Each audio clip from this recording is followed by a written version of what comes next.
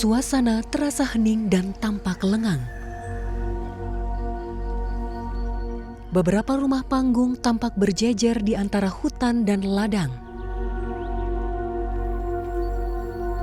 Sesekali terlihat warga yang berjalan dengan penampilan unik dan identik. Masyarakat adat Kajang ini ada sejak zaman dahulu kala. Dia punya pandangan way of life tersendiri. Untuk menjaga alam semesta ini, dalam pasan dikatakan atle musibatu, bulu si papa, talan si pahua, manyu si parampe, mate si roko, bunting si pabasa, lingu si painga, si pakatau tauan si pakasiri. Artinya, dalam menjaga kawasan alam semesta ini, kita harus bersatu padu, seia sekata, senasib sepenanggungan. Kalau ada yang lupa, mari kita ingatkan. Dan kalau ada yang salah, mari kita bagaimana supaya dia bisa menjadi baik.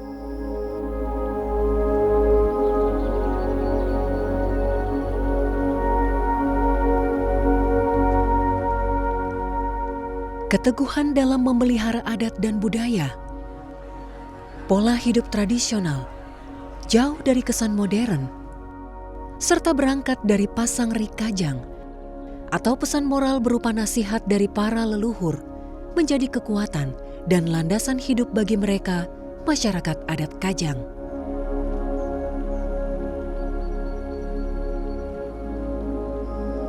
Amuca ere anrepe batu-batu. Artinya, kalaupun kawasan ini ada yang ganggu kelestarian alamnya, maka laut pun kita seberangi, gunung pun kita daki untuk mempertahankan adat istiadat dan kelestarian lingkungan yang ada di kawasan ini.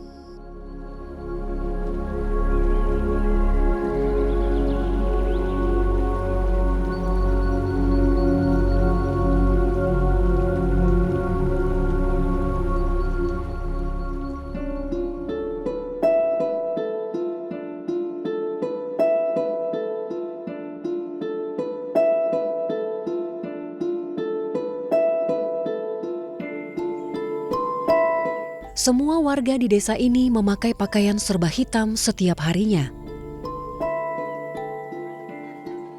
Begitulah ciri khas dari masyarakat adat Kajang yang ada di Desa Tanah Toa, Kecamatan Kajang, Kabupaten Bulukumba, Sulawesi Selatan. Mereka populer karena masih memegang teguh adat tradisionalnya.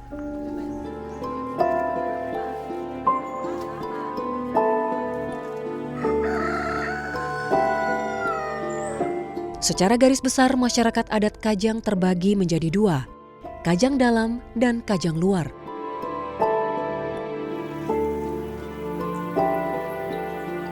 Kawasan dalam adalah kawasan di mana kawasan ini tunduk dan patuh terhadap adat istiadat yang berlaku sejak nenek moyang kami. Sampai hari ini tidak ada yang berubah sama sekali. Kita selalu menyatu dengan alam. Masuk tidak boleh pakai sendal, tidak boleh pakai alat-alat elektronik, tidak boleh pakai listrik, dan tidak boleh barang-barang modern masuk di kawasan dalam.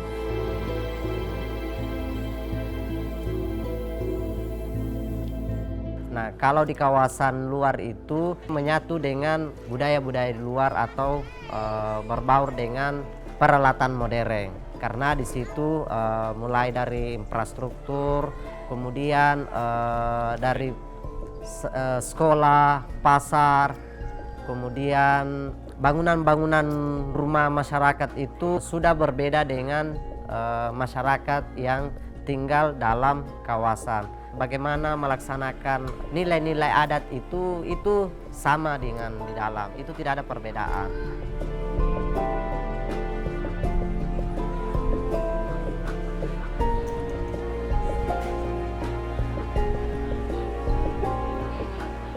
Namun secara keseluruhan segala kehidupan masyarakat adat Kajang diatur oleh pasang Rikajang. Sekumpulan nasihat dari para leluhur Kajang yang dikendalikan oleh pemangku adat yang disebut Amatoa. Jadi masyarakat adat Kajang memang memegang teguh hidup kamase-mase, hidup sangat sederhana. Nah, yang mana konsepsi hidup sederhana? Yang pertama, dia punya rumah walaupun sederhana seperti di belakang kita ini. Yang kedua, punya sawah dan punya kebun, artinya punya pekerjaan. Yang ketiga, mau makan ada, cukup pangan. Dan yang keempat, ada dia punya pakaian, walaupun itu sederhana, katakanlah hitam-hitam. Nah, kenapa hitam? Karena kita ini hidup di dunia, pada dasarnya harus selalu jujur, harus selalu adil untuk menuju akhirat. Nanti di akhirat nanti baru kita pakai pakaian yang sama dengan kawasan luar. Mau pakai apa saja kalau di akhirat memang sudah ditakdirkan seperti itu. Tapi khusus di dunia tidak boleh kita selain pakaian hitam. Kita tidak pakai sendal karena tidak boleh berpisah antara kita dengan ibu pertiwi. Nanti ibu kita ini adalah ibu kita yang terakhir. Kalau kita matikan ditanam di tanah. Jangan sampai tanah ini menganggap bahwa kita jijik karena pakai sendal. Jadi di sini itu ada dua sistem pemerintahan yang kita jalankan. Pertama, pemerintahan hukum dan pemerintahan adat. Sehingga dalam mengambil suatu kebijakan atau keputusan itu kita bersama-sama antara pemerintah setempat dengan pemangku adat dengan jalan musyawarah.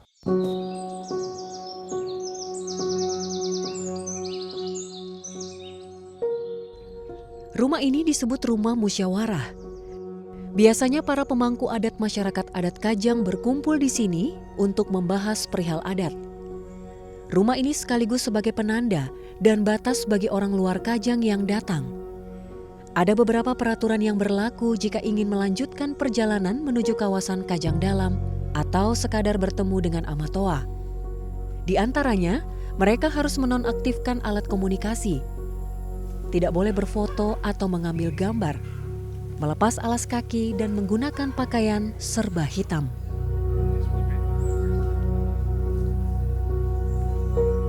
Turis yang datang atau tamu yang datang ke kawasan adat Amatoa, paling tidak dia akan mengetahui bagaimana kakek-kakeknya ribuan tahun yang lalu.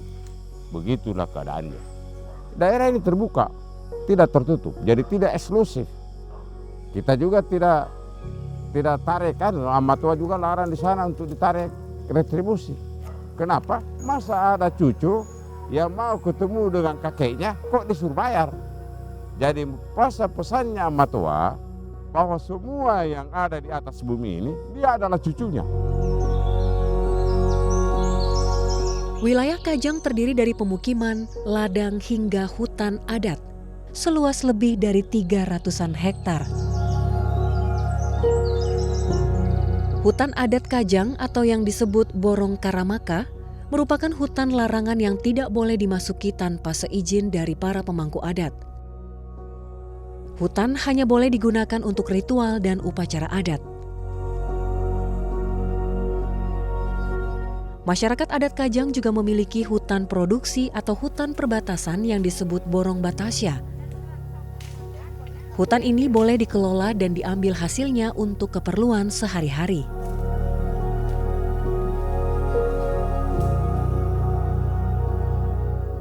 Beberapa warga Kajang memang rutin melakukan ritual tanam pohon sebagai bentuk kompensasi mereka pada alam yang sudah mencukupkan kebutuhan mereka. Di tahun 2021, Perserikatan Bangsa-Bangsa atau PBB menobatkan hutan di kawasan adat Amatoa menjadi hutan terbaik di dunia. Dikatakan terbaik karena pelestariannya, bukan dari segi hasilnya. Di hutan larangan, walaupun kayunya tumbang, tetap tidak bisa diambil. Secara ekonomi kan rugi, tetapi oleh pemangku adat dia bilang tidak rugi. Kenapa tidak rugi? Karena dia sumber pupuk, sumber humus untuk generasi kayu selanjutnya. Dan kenapa dijaga sumber di hutan larangan ini? Supaya jenis-jenis kayu yang ada tidak akan punah.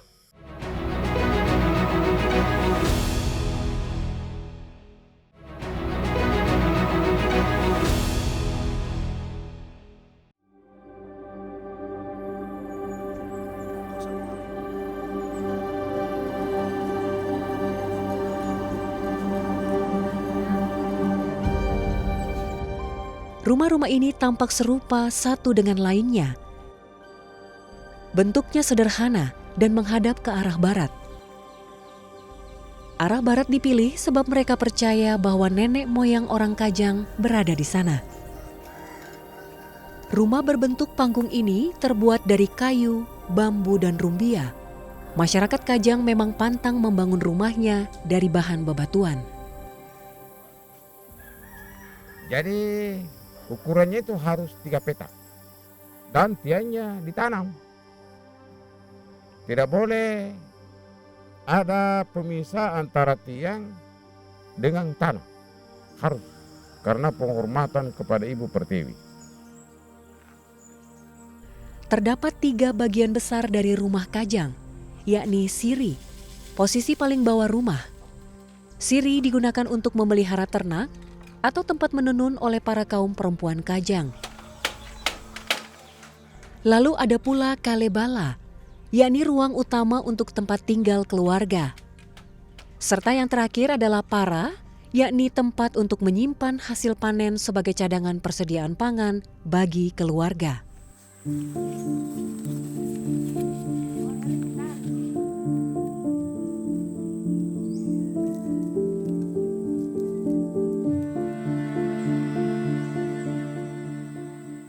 Budidaya tarung itu dari daun pewarnaan itu budidaya sendiri, karena kan kita mau beli tidak ada dijual di toko. Jadi ibu-ibu di sini itu budidaya sendiri, lalu ditanam, kemudian ditanam itu selama 3 bulan pertama baru bisa dipanen. Ya, jadi yang kita ambil itu yang tuanya saja. Ini setelah pengambilan 12 hari lagi, 2 minggu baru panen lagi. Jadi ini buahnya, ini juga yang dibibit, tapi nanti yang sudah tua. Jadi kita bibit sendiri ini, karena ini kan bibit ini tidak ada dijual di toko.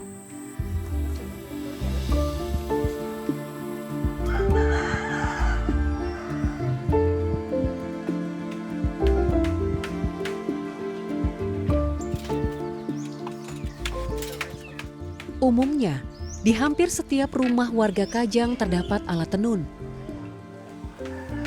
Tenun-tenun ini dikerjakan oleh kaum perempuan Kajang dan prosesnya memakan waktu paling cepat 2 minggu.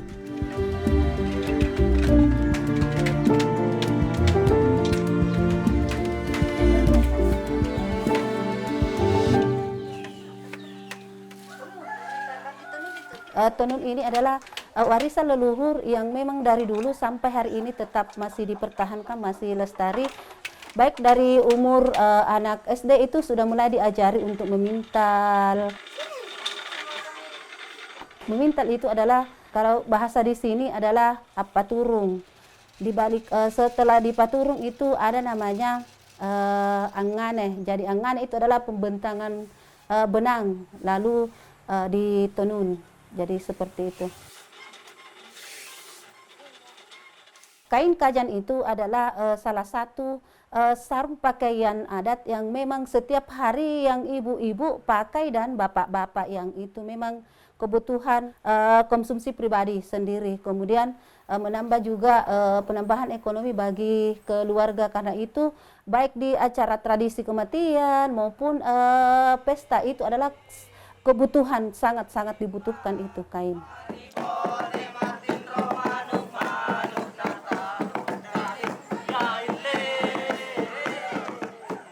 Tenun Kajang sangat sederhana, hitam polos, tidak memiliki motif seperti tenun dari daerah lain.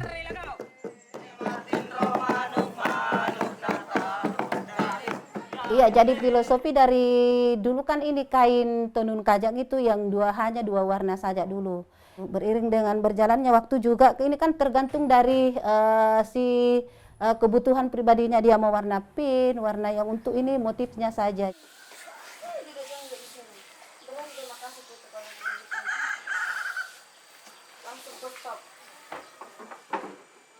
Iya, jadi kami di sini itu khususnya masyarakat itu bergantung sama alam dan kembali ke alam. Kita berasal dari alam dan kembali ke alam. Jadi bergantung ke alam. Jadi saling ada keterkaitannya.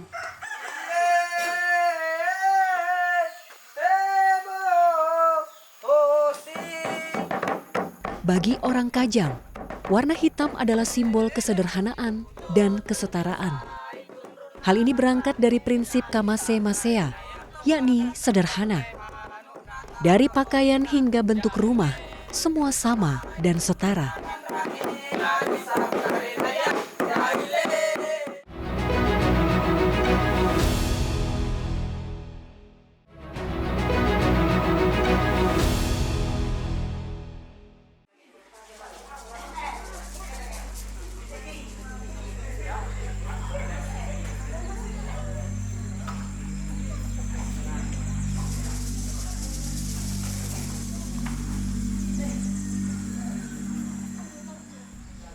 Seorang lelaki tua duduk bersila dengan sesekali memejamkan mata, membisikkan doa-doa untuk bumi dan isinya, sembari dikelilingi beberapa tetua Kajang lainnya. Mereka menyiapkan sesajian berupa makanan, buah-buahan, lilin, dan air di dalam tempayan.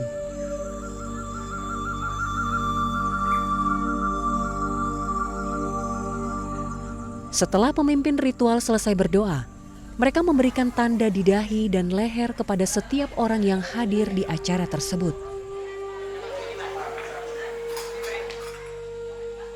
Ritual ini disebut andingingi atau mendinginkan bumi.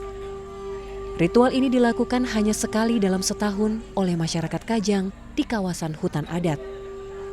Namun dalam kondisi tertentu, ritual ini bisa dilakukan di tempat lainnya sesuai dengan kebutuhan.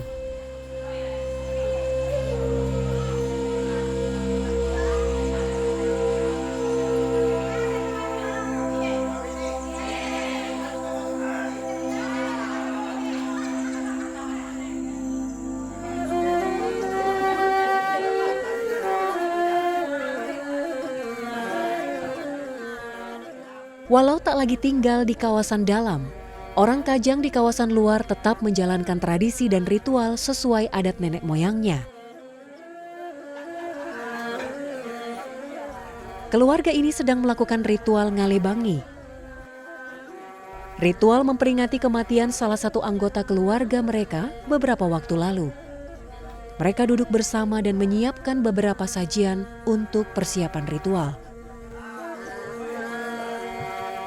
Ritual ngalebangi dipimpin oleh tetua adat Kajang dengan mendoakan keluarga yang sudah wafat sambil diiringi alunan musik dan syair lagu khas Kajang.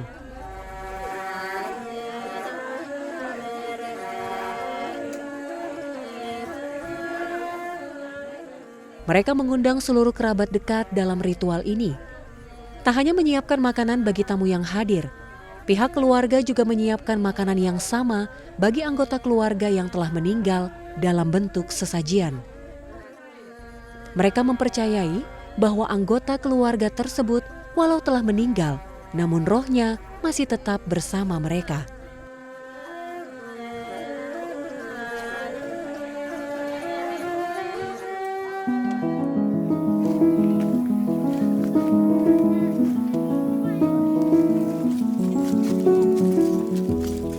Pagi di kawasan adat Amatoa, beberapa anak Kajang bersiap untuk sekolah. Penampilan mereka cukup unik, berbeda seperti anak sekolah pada umumnya. Sekolah ini satu-satunya sekolah yang berada di perbatasan kawasan dalam Desa Amatoa. Jadi sekolah ini berdiri pada tahun 1992 yang dimana peserta didik di sini 99% berasal dari dalam. Jadi karena kita tahu bahwa sekolah dasar itu pada umumnya menggunakan pakaian merah dan putih, tetapi karena kita tahu di sini bahwa lingkungan adat tidak memperbolehkan warna cerah, yaitu warna merah, maka pada tahun 2008 itu pemerintah di sini dengan pemangku adat kita koordinasi dengan pemerintah Dinas Pendidikan Kabupaten Bulukumba dan dibawa ke DPR, dan pada saat itulah sah kita menggunakan pakaian hitam putih. Kita mengusung di sini visi itu berbasis budaya dengan lingkungan, maka sebagian besar norma-norma yang terjadi di masyarakat kita terapkan di sini. Salah satunya dari segi penggunaan alas kaki. Jadi kita di sini tidak memaksakan peserta didik itu untuk menggunakan alas kaki. Biasanya pun pelajar ini mulai yang pelajar ya, tari yang kuliah manre. Di ya, jadi nanti banyak kesepakatan pun pelajar ki tangan kuliah. Jadi di sini guru itu menggunakan dua bahasa dalam proses pembelajaran. Jadi yang pertama digunakan itu bahasa konjo. Kenapa digunakan bahasa konjo? Yang pertama supaya anak-anak memang masih mengenal dan masih paham ini bahasa konjo, sehingga kedepannya ini anak-anak apabila dia keluar dari daerah ini otomatis kita kenal bahwa ini orang Kajang karena menggunakan bahasa konjo. Yang kedua, ketika kita menjelaskan dengan bahasa konjo maka peserta didik ini lebih mudah memahami. Jadi masyarakat adat Amatoa ini menuntut ilmu iya, wajib. Istilahnya akatian rencana guria ada lan rencana isowa. Jadi menuntut ilmu itu wajib. Anaknya Amatoa sudah master. Jadi ilmu tetap kita raih, tapi adat istiadat dalam kawasan adat Amatoa harus tetap kita junjung tinggi. Tidak boleh ditambah, tidak boleh dikurangi.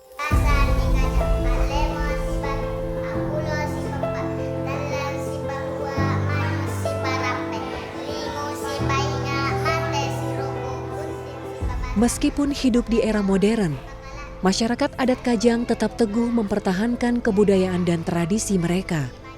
Mereka menyadari pentingnya warisan budaya ini dalam membentuk identitas mereka sebagai masyarakat yang unik dan mulia.